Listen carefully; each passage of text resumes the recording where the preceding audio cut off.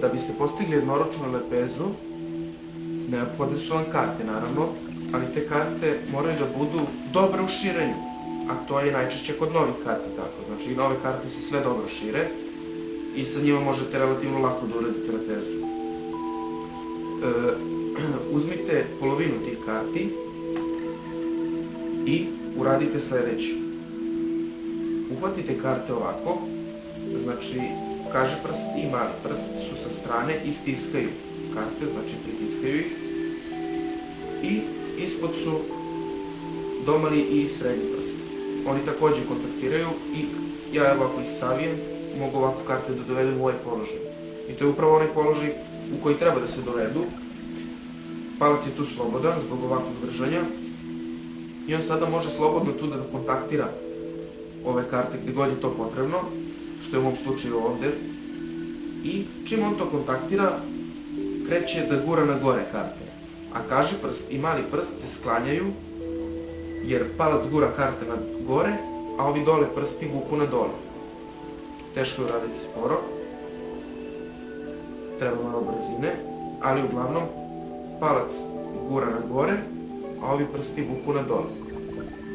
Dole prsti u mom slučaju, znači to je najdominantnije prvi prst, kaži prst. I na kraju kad uradim lepezu, samo između kaži prsta i palca i držim celu lepezu. I za kraj želim da vam kažem samo da imate u vidu neke stvari, a to je to da sam vam ja ovo sve što sam objasnio onako kako ja radim. Znači onako kako ja radim, kako je meni lakše i tako dalje. Tako da, poenta je ta da nemojte da uzimate zdravo za gotovo ono što vam kažem. Znači vi možda vidite da ja ovde karte držim ovako, ali ko zna, vama je možda lakše da ih držite ovako. Ko zna.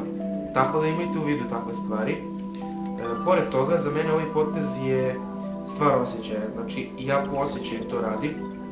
Ne znam tačno sada koliko sam jako pritisnuo, koliko sam brzo gurnuo, nego jednostavno vežbom i modifikacijom tih stvari, eksperimentisanjem, stekao sam osjećaj i sada mogu da uradim evo lepezu ovako.